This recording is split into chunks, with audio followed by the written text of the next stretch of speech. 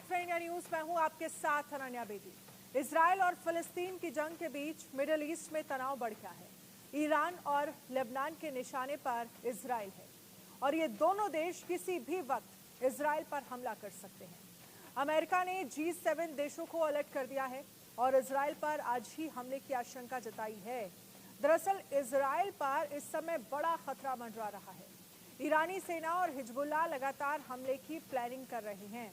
Expert का कहना है कि ईरान या फिर हिजबुल्लाह की ओर से किसी भी तरह का बड़ा हमला हो सकता है, जिससे दुनिया की शांति खतरे में पड़ सकती है। यह हमला उसी पैटर्न का भी हो सकता है जैसा अप्रैल में ईरान ने इजराइल पर किया था।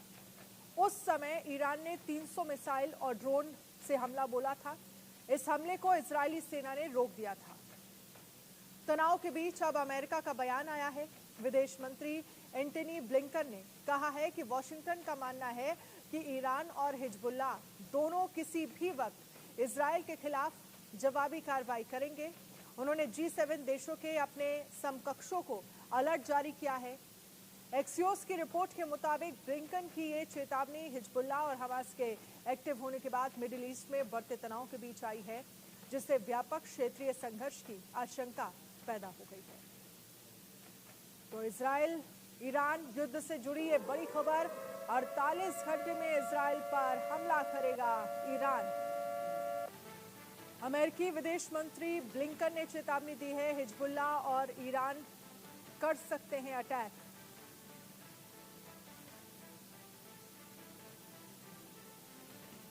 तो हिजबुल्लाह और ईरान कर सकते हैं अटैक। 48 घंटे में इजराइल पर हमला करेगा ईरान। तो ईरान और लेबनान दोनों को लेकर ये कहा जा रहा है कि इजराइल पर हमला कर सकते हैं। 48 घंटे ये बेहद महत्वपूर्ण माने जा रहे हैं इजराइल के लिए। अमेरिकी विदेश मंत्री ब्लिंकन ने चेतावनी दी है, हिजबुल्लाह और ईरान कर सकते हैं अटैक। इजराइल ईरान युद्ध से जुड़ी ये बड़ी खबर आपको दिखा रहे हैं।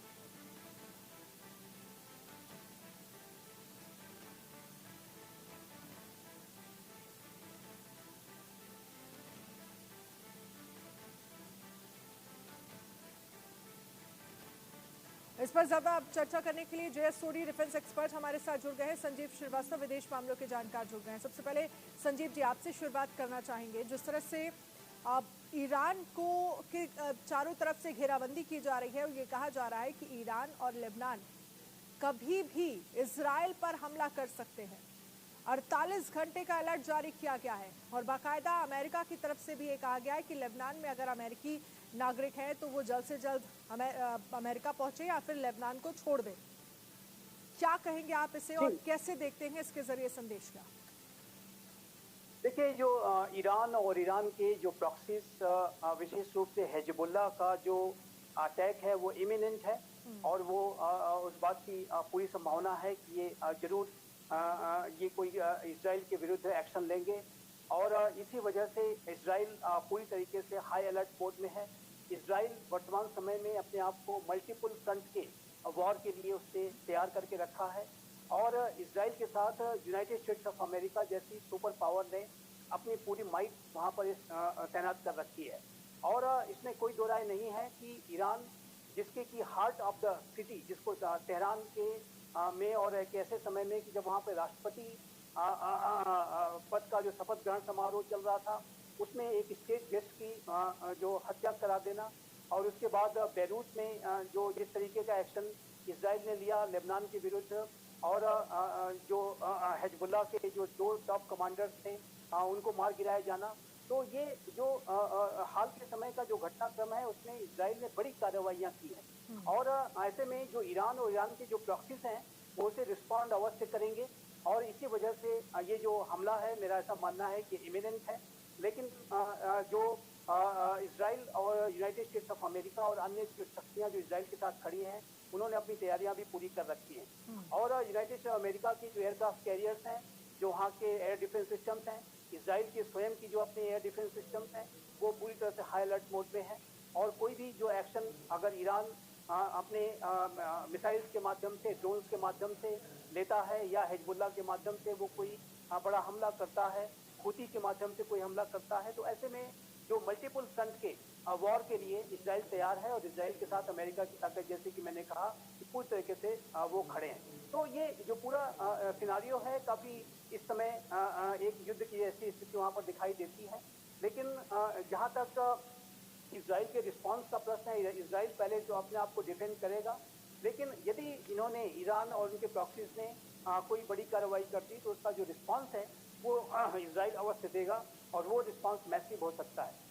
जहाँ तक ईरान के सीधा सीधा इसराइल के विरुद्ध युद्ध छेड़ने की बात है, तो मैं ऐसी संभावना नहीं देखता कि ईरान कोई युद्ध की घोषणा कर दे, क्योंकि अगर ईरान ने ऐसी कोई घोषणा कर दी या ऐसा कोई बड़ा इस तरीके का मनूवर लिया, तो ऐसे में यूनाइटेड स्टेट्स ऑफ अमेरिका सीधा सीधा ईरान के खिलाफ आ जाएगा और ईरान के जो वाइटल इंस्टॉलेशंस हैं, विशेष रूप से उसके जो न्यूक्लियर इंस्टॉलेशंस हैं, उसके ऊपर वो बड़ी कार्रवाइयाँ कर सकते हैं।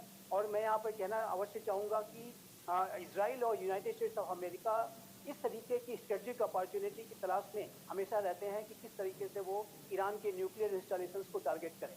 तो ईरान ऐसा कोई मौका उन्हें नहीं देना चाहेगा, कोई डायरेक्ट वॉर नहीं करना चाहेगा, लेकिन ईरान का जो डायरेक्ट जो रिस्पांस होगा वो लिमिटेड होने की संभावना है। लेकिन जो ज़्यादा बड़ी संभावना, प्रबल संभावना इसकी दिखाई देती है कि जो हिजबुल्लाह और इसराइल के बीच में कोई युद्ध छिड़ सकता है। दोनों ने पहले भी 2006 में युद्ध लड़ा है, उसके पहले भी युद्ध लड़े गए हैं हिजबुल्लाह और इसराइल के बीच में। लेकिन ये जो पूरी स्थिति है, इसमें फिर से इसराइल और हिजबुल्लाह के बीच में आपस में एक बड़े टकराव की, युद्ध की स्थिति दिखाई देती है। तो अब आने वाला जो 24 से 48 घंटे का जो समय है वो बहुत ही ज़्यादा क्रिटिकल है। लेकिन जैसा कि मैंने कहा कि इसराइल के जो क्लोज एलाइज हैं, यूनाइटेड स्टेट्स ऑफ अमेरिका और अन्य शक्तियाँ, उनको डिफेंड करने के लिए पूरी तरह से तैयार हैं। जे.एस. सोडी साहब, आपसे भी समझना चाहेंगे, क्या अगर यहाँ से ईरान और हिजबुल्लाह हमला करता है तो क्या तैयारी इजराइल और जो इजराइल के तमाम सहयोगी देश जो मदद कर रहे हैं इजराइल की, जिसमें अमेरिका है और तमाम देश हैं, तो वहाँ से भी क्या पूरी तैयारी हो चुकी है? और क्या ये हमला उस तरह का हो सकता है जिस तरह से ईरान ने अप्रैल में इजराइल पर हमला किया था, जिसमें कई सौ मिसाइलें दागी गई थी? हालांकि इजराइल ने इस हमले को नाकामयाब कर दिया था। जय हिंद अनन्या जी, ये मेरा सौभाग्य है कि मैं आपके न्यूज चैनल और विख्यात को पैनलिस्ट के साथ हूँ। इसी साल 10 अप्रैल को अमेरिका ने चेतावनी दी थी कि ईरान इजराइल पे 48 घंटे में हमला करेगा और ठीक 36 घंटे में 12 अप्रैल मध्य रात्रि को ईरान ने इजराइल पे हमला कर दिया। उसने 200 मिसाइलें दागी, लेकिन जानबूझ के उसने मिसाइलें इजराइल के रेगिस्तान के इलाकों में दागी, क्योंकि उसने एक चेतावनी दी इजराइल को कि इस बार तो वो हमला इस मकसद से कर रहा है ताकि वहां पे जान की हानि ना हो, लेकिन अगला हमला होगा बहुत ही घातक होगा। 2 अगस्त को कुछ दिन पहले इजराइल के रक्षा मंत्री योव गैलांट ने बयान दिया कि इजराइल के ऊपर 7 फ्रंट वॉर होगी, यानी कि 7 तरफ से इजराइल के ऊपर युद्ध हो सकता है। कल ही ईरान के सुप्रीम कमांडर ने कई अरब देशों के एम्बेसडर्स को एड्रेस करते हुए कहा कि ईरान को कोई चिंता नहीं है कि जब अब ये इजराइल पे हमला करेगा वो युद्ध में परिवर्तन हो ना हो, क्योंकि इस बार ईरान इजराइल को बहुत एक मुंह तोड़ जवाब देगा। अनन्या जी, कुछ दशक पहले तक इजराइल कई अरब देशों को इकट्ठे मिलकर हरा सकता था, लेकिन इजराइल ने 2 बड़े रक्षा सुधार किए जिसकी वजह से इजराइल की सेना में वो सैनिक शक्ति नहीं बची जो दशकों पहले थी। और पिछले कुछ दशकों में ये अरब देश जो पहले कमजोर होते थे आर्थिक और सैनिक तरीके से, अब वो आर्थिक और सैनिक तरीके से बहुत मजबूत हो चुके हैं, क्योंकि उन्हें रूस और चीन का पूरा समर्थन है। अब जो युद्ध होगा इजराइल का इन अरब देशों के साथ, ये इजराइल के लिए दिक्कत पैदा करेगा। और यही चेतावनी 7 अक्टूबर पिछले साल से लगातार अमेरिका के राष्ट्रपति जो बाइडेन और उपराष्ट्रपति कमला हैरिस देती आई हैं। दोनों कहता है बार बार कि जितना लंबा ये युद्ध इजराइल की कर रहा है हमास के साथ, उतनी दिक्कतें इजराइल के लिए पैदा होंगी। और वाकई में इजराइल के लिए बहुत बड़ी दिक्कतें पैदा होने वाली हैं। आज वो ईरान, वो कमजोर ईरान नहीं है, आज वो लेबनान वो कमजोर नहीं है। मैं आपके दर्शकों को याद दिलाना चाहूंगा, 2006 में 12 जुलाई से 14 अगस्त तक जो ईरान और जो इजराइल और हिजबुल्लाह का युद्ध हुआ था, उसमें इजराइल युद्ध हार रहा था। अमेरिका को हस्तक्षेप करना पड़ा और युद्ध को सीज फायर करना पड़ा कि इजराइल युद्ध ना हार जाए। तो इजराइल में अब वो सैनिक ताकत नहीं है जो दशकों पहले थी। और काश उन्होंने जो बाइडेन की बात मानी होती, इस हमस के युद्ध को कम समय में खत्म किया होता। अब इजराइल के ऊपर बहुत बड़ा कहर बरसने वाला है, क्योंकि जितने ये आसपास के अरब देश हैं, ये बस मौके की तलाश में, जैसे अमेरिका ने कहा 48 घंटे में ये हमला होगा। अमेरिका की चेतावनी कभी गलत नहीं होती है। ठीक है, इस पर मैं संजीव जी आपसे जवाब चाहूंगी कि क्या सिनेरियो है इस मौजूदा वक्त में इजराइल को लेकर, ईरान को लेकर, लेबनान को लेकर, क्योंकि वो 2006 का जिक्र कर रहे हैं कि इजराइल जो है युद्ध हार गया था, अमेरिका की तरफ से एक तरह से कह सकते हैं कि मीडिएटर की भूमिका निभाई गई, उसके बाद स्थितियाँ ठीक हुई और अब तो हालात और ज़्यादा खराब होते हुए इजराइल के नजर आ रहे हैं। इस पर आप आगे जवाब दीजिएगा। इसी बीच एक बड़ी खबर का रुख लेते हैं। ईरान कभी भी ले सकता है बदले का एक्शन। अमेरिका ने किया इजराइल की मदद का ऐलान। मध्य पूर्व में लड़ाकू विमान तैनात करेगा अमेरिका। इजराइल पर कभी भी हमला कर सकता है ईरान और अमेरिका ने मदद का ऐलान किया है। ये कहा जा रहा है कि मध्य पूर्व में लड़ाकू विमान तैनात करेगा अमेरिका। तो अमेरिका ने ठान लिया है इजराइल की मदद। अमेरिका पहले भी करता आया है और अभी भी अमेरिका ने ये कहा है कि मध्य पूर्व में लड़ाकू विमान अमेरिका तैनात करेगा। संजीव जी, एक तो पहली बात जिस बात का जिक्र किया जा रहा था कि भाई 2006 में किस तरह के हालात बने थे, तब इजराइल जो है वो हार के कगार पर पहुंच गया था, लेकिन अब तो स्थितियां बहुत अलग हो गई हैं। लेबनान बहुत मजबूत हो गया है, ईरान बहुत मजबूत हो गया है और जो लगातार अमेरिका की तरफ से कहा जाता रहा कि इस युद्ध को जल्द खत्म किया जाए, उसकी अमेरिका की बात ना मानना क्या अब इजराइल को भारी पड़ सकता है? हालांकि अब साफ तौर पर अमेरिका ने ये कहा है कि जो मध्य पूर्व इलाका है वहां पर लड़ाकू विमानों की तैनाती जो है वो अमेरिका की तरफ से की जाएगी। अमेरिका पूरा साथ इजराइल को देता हुआ दिख रहा है। देखिए अनन्या जी, अमेरिका की जो ताकत है, अमेरिका की जो पूरा जो सहयोग है वो इजराइल के साथ डे वन से बना हुआ है और 7 अक्टूबर के बाद से अमेरिका ने बड़े मिलिट्री डिप्लॉयमेंट्स को पूर्वी भूमध्य सागर में कर रखा है। और आप जानते हैं कि अप्रैल में जब ईरान ने एक इजराइल के विरुद्ध बड़ी कार्रवाई की थी, 300 के लगभग ड्रोन मिसाइल्स के माध्यम से जो हमले किए थे, उसको नाकाम करने में अमेरिका के एयरक्राफ्ट कैरियर्स पे जो तैनात एयर डिफेंस सिस्टम्स ने बड़ी भूमिका निभाई थी। अबाउट 60 to 70% ऐसी जो प्रोजेक्टाइल्स थे उनको इजराइल में प्रवेश करने से रोक दिया था। तो अमेरिका की ताकत पूरी तरह से खड़ी है। जहां तक अमेरिका का इजराइल को सलाह देने का प्रश्न है, तो देखिए एक बात यहाँ पर बहुत स्पष्ट है कि अमेरिका ने इजराइल के हमास के विरुद्ध जो उसका युद्ध है उसको कभी भी रोकने की बात नहीं की। अमेरिका ने हमेशा इस बात को कहा है कि हमास का खात्मा होना चाहिए। आपको रोकना चाहूंगी, क्या क्या कुछ कह रही हैं शेख हसीना, एक बार सुन लेते हैं जरा। When we are celebrating our father of the nation, Baath centenary, and also our independence, 50 years of our independence day, and our friendship with India. India recognized Bangladesh early on, so that bondage, I think that is our main priority, that their visit at such a time, even that time there was a COVID-19, but हालांकि ये कुछ दिन पहले का video बताया जा रहा है। शेख हसीना का इंटरव्यू जो है वो कुछ दिन पहले का बताया जा रहा है।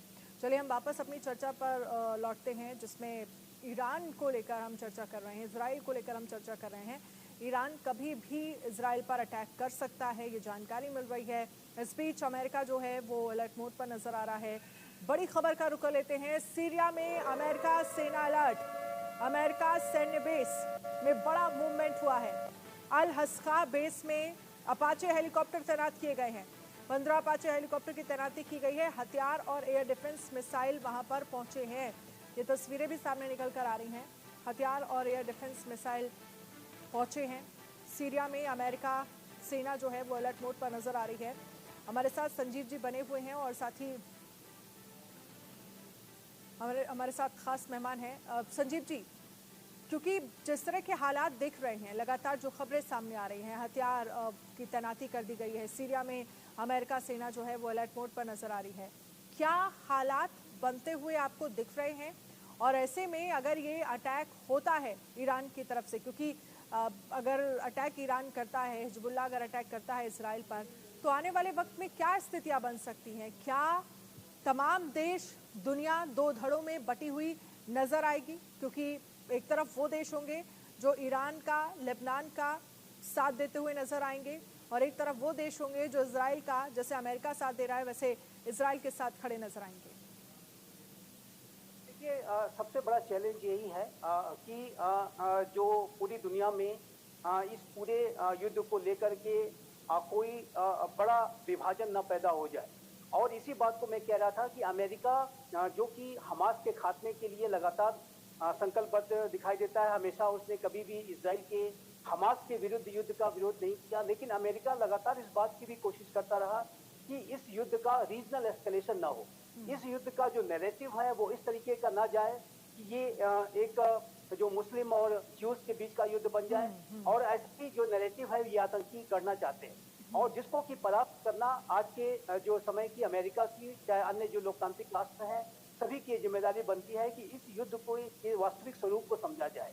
वास्तविक रूप से अगर देखें अनन्या जी, तो ये जो पूरा हमास का और उसके पीछे जो ईरान की जो शक्ति है, उसका जो सबसे बड़ी साजिश यही थी कि वो 7 अक्टूबर के आतंकी हमले को करके इजराइल को पूरे मिडिल ईस्ट रीजन में आइसोलेट करना चाहते थे। जो इजराइल की अरब राष्ट्रों के साथ नॉर्मलाइजेशन की संबंधों को सामान्य करने को लेकर के जो वार्ताएं चल रही थी, उसको वो तोड़ना चाहते थे, अब्राहम एकॉर्ड्स की प्रक्रिया को तोड़ना चाहते थे। तो सबसे बड़ा जो चैलेंज यही है वर्तमान समय में कि इस युद्ध के वास्तविक स्वरूप को समझते हुए जो आतंकी संगठन है उनको परास्त करने के लिए एक्शंस लिए जाएं, और उसको करने के लिए आप अमेरिका पूरी तरह से संकल्पबद्ध है। अमेरिका, जैसा कि आपने बताया, सीरिया हो, पूर्वी भूमध्य सागर हो, अमेरिका के जो भी जो कतार में जो बेसिस हैं, हर जगह अमेरिका अपने आप को हाई अलर्ट मोड में रखा हुआ है। और इजराइल के ऊपर कोई हमला अगर ईरान और ईरान के प्रॉक्सीज के द्वारा किया जाएगा तो अमेरिका उसे डिफेंड करने का कार्य करेगा, जैसा कि अप्रैल में हमने देखा था। और अमेरिका इजराइल के की रक्षा के लिए पूरी तरह से संकल्पबद्ध है। इजरायली लॉबी, इजराइल का जो पूरा जो नेशन है, उसको अमेरिका का सबसे बड़ा सपोर्ट रहता है, जो आज भी है वो कंधे से कंधा मिला के खड़ा है। ऐसे में मेरा मानना है कि यदि इजराइल और उसके जो प्रॉक्सीज के द्वारा कोई हमला अगर किया भी जाता है, जो कि इमिनेंट है, जो कि इसकी संभावना दिखाई देती है, प्रबल संभावना दिखाई देती है अगले 24 से 48 घंटे के अंदर, तो ऐसे में ये जो अमेरिका और अमेरिका की जो पूरी ताकत है वो इजराइल को डिफेंड करने के लिए अपने वो पूरे माइट का इस्तेमाल करेंगे। इजराइल स्वयं से अपने आप को डिफेंड करने के लिए बहुत बड़ी शक्ति रखता है। तो ये हमले नाकाम कर दिए जाएंगे, इसमें कोई दो राय नहीं है। लेकिन उसके बाद जो इजराइल का जो रिस्पांस होगा वो ऐसे हमले करने वालों के विरुद्ध काफी मैसिव होगा, ये बात भी मैं देखता हूँ। और ऐसे में हिजबुल्लाह के विरुद्ध इजराइल आने वाले समय में कोई युद्ध भी छेड़ सकता है, ऐसी संभावना भी हो सकती है। तो अब बेहतर यही होगा कि ईरान और ईरान की जो प्रॉक्सीज हैं वो सारी स्थितियों को ध्यान में रखते हुए कोई ऐसा वो कदम ना उठाएं कि जिसकी की वजह से उनके ऊपर कोई भारी विपत्ति आ जाए, कोई बड़े कॉन्सिक्वेंसेस उनको फेस करने पड़े, क्योंकि इजराइल की और अमेरिका की जो ताकत है, जो अन्य एलाइज हैं, जो लोकतांत्रिक विश्व की जो ताकत है वो बहुत बड़ी है। और ऐसे में ये जो ईरान और ईरान के जो टेरर प्रॉक्सीज हैं वो कोई बड़ी अगर साजिश रचते हैं तो उनसे उसकी भारी कीमत चुकानी पड़ सकती है, उसी तरीके की कीमत चुकानी पड़ सकती है जैसा कि हमास चुका रहा है। और हमास का जैसा अंत इजराइल लगभग उसने कर ही दिया है, उसी तरीके का कोई बड़ी कार्रवाई वो हिजबुल्लाह के खिलाफ भी लॉन्च कर सकता है। ऐसी संभावना निसंदेह बनेगी यदि हिजबुल्लाह ने कोई बड़ी कार्रवाई इजराइल के विरुद्ध की। तो बेहतर यही होगा कि ये जो ईरान और ईरान के जो प्रॉक्सीज हैं वो संभाल करके चले और अपने कदमों पे लगाम लगाएं, नहीं तो इसकी जो कॉन्सिक्वेंसेस हैं वो उनके लिए बहुत ही ज्यादा भारी पड़ सकते हैं। ठीक है, जे.एस. सोडी साहब, क्या नैरेटिव सेट हो रहा है इस हमले के जरिए? अगर ईरान इजराइल पर हमला करता है तो वो हमला तो जिस तरह से संजीव जी ये कह रहे हैं कि उसे तो वो पूरी तरह से नाकामयाब कर ही देंगे, लेकिन फिर इसके रिफ्लेक्शन में जो रिटेलिएट इजराइल की तरफ से ईरान या एक तरह से हिजबुल्लाह पर, लेबनान पर जो किया जाएगा, उसके आने वाले वक्त में काफ़ी घातक परिणाम जो हैं वो हो सकते हैं। और इन सब के बीच तमाम देश दो खेमों में बटे हुए नजर आएंगे। ये खतरा दुनिया भर पर है। अनन्या जी, 1990 में जब पहला इंतिफादा चल रहा था तो इजरायली डिफेंस फोर्सेस के chief of staff lieutenant general Daniel Shomron ने इजरायल के प्रधानमंत्री इस्ताक रबिन को कहा था कि ये जो फिलिस्तीन का मुद्दा है ये सैनिक तरीके से कभी हल नहीं हो सकता है, ये राजनीतिक तरीके से ही हल होना होगा। इसी साल 20 जून को ऐसा ही कुछ इजराइल डिफेंस फोर्सेस के spokesman rear admiral Daniel Hagari ने कहा कि हमास को खत्म करना मुश्किल ही नहीं नामुमकिन है और ये फिलिस्तीन का मुद्दा राजनीतिक जरिए से ही हल करना चाहिए, जिसके ऊपर इजराइल के प्रधानमंत्री बेंजामिन नेतन्याहू भड़क गए। लेकिन हकीकत ये जो अमेरिका, भारत, सारे देश कहते आए पहले दिन से ही कि सिर्फ 2 नेशन सोल्यूशन ही इस जगह में, मिडिल ईस्ट में शांति ला सकता है। आज इजराइल में वो ताकत नहीं है। पहले इजराइल 6-7 दिन में युद्ध खत्म कर देता था 6-7 अरब देशों के साथ एक वक्त लड़के। अब एक छोटी सी गाजा पट्टी में 9 महीने से ज्यादा हो चुके हैं और हमास के ऊपर उसकी जीत कहीं नजर नहीं आ रही है।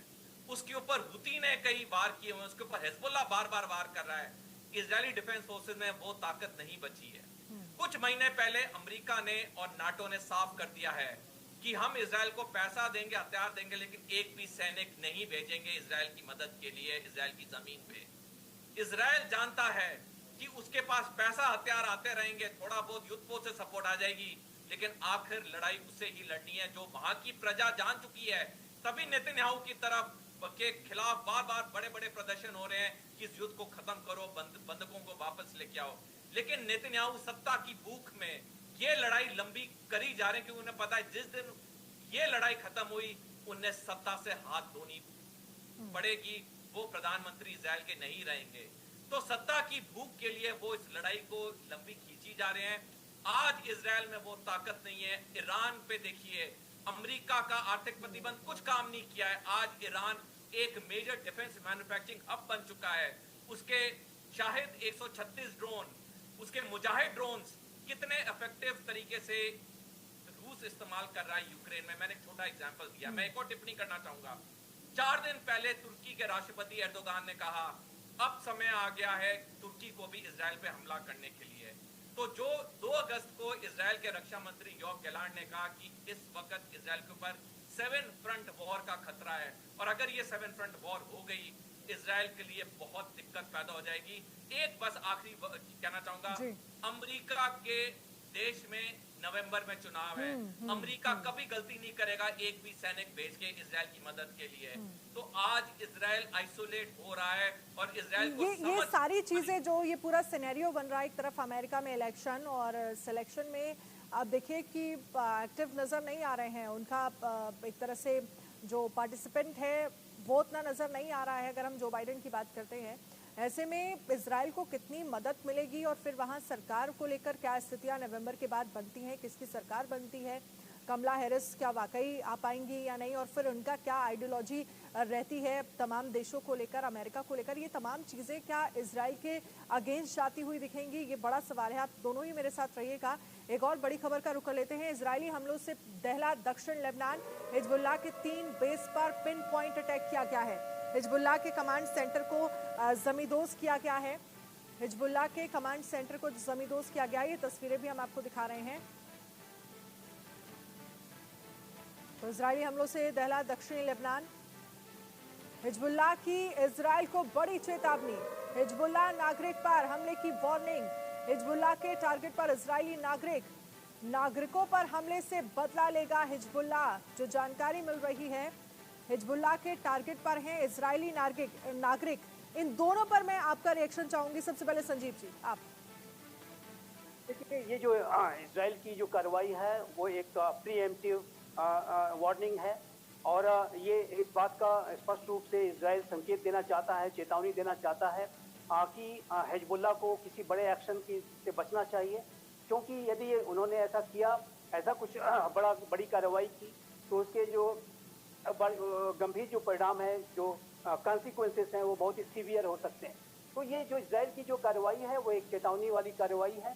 और लेकिन जो जैसे कि हमने डिस्कस किया कि ईरान के ऊपर और हिजबुल्लाह के ऊपर हाल की जो इजरायली कार्रवाइयाँ थी, जिसमें कि उनकी टॉप लीडरशिप को इजराइल ने बड़ी क्षति पहुंचाई है, इंक्लूडिंग जो हमास का चीफ हनिया को भी मार गिराया जाना, मोहम्मद देव को मार गिराया जाना, शुक्र को मार गिराया जाना, ये बड़ी कार्रवाइयाँ थी। उसके रिस्पॉन्स में ये जो ईरान और ईरान की जो प्रॉक्सीज हैं वो कुछ रिस्पॉन्स तो अवश्य करेंगे। और जैसा कि हम कह रहे हैं कि इमिनेंट है, अमेरिका भी इस बात को कह रहा है कि 24 से 48 घंटे में कोई कार्रवाई हो सकती है। लेकिन जो इसका रिस्पॉन्स है वो इसराइल निसंदेह करेगा और वो जो रिस्पांस है जैसा कि आप जानते हैं कि वो मैसिव होता है। और जहां तक इसराइल की शक्ति का प्रश्न है उसके साथ यूनाइटेड स्टेट्स ऑफ ठीक है, अमेरिका एक कम शब्दों में कमेंट में जय सूरी आपसे भी। देखिए अनन्या जी, ना हमस, ना हुती और ना हिजबुल्ला ये अब इजराइल से बिल्कुल डरते नहीं है। वो आखिर तक लड़ाई लड़ेंगे और इसका बड़ा प्रमाण है कि 9 महीने से ज्यादा हो चुके हैं और इजराइल को गाजा पट्टी पे जीत नहीं मिल रही है। अब अगर उसके रक्षा मंत्री की बात सही होती है, 7 फ्रंट वॉर होती है, तो कोई भी इंसान समझ सकता है इजराइल के लिए कितनी दिक्कत पैदा होगी। चलिए, बहुत बहुत शुक्रिया आप दोनों का इस चर्चा में शामिल होने के लिए। अब देखना ही होगा किस तरह की स्थितियां जो हैं वो इजराइल के सामने आने वाले वक्त में बनती है, क्योंकि अमेरिका की तरफ से अलर्ट जारी किया गया और ये कहा गया है कि 24 से 48 घंटे काफी ज्यादा क्रिटिकल हो सकते हैं इजराइल के लिए। एक छोटे से ब्रेक के लिए रुकेंगे। ब्रेक के उस पार इंडिया न्यूज पर खबरों का सिलसिला लगातार जारी है, बने रहिए इंडिया न्यूज के साथ।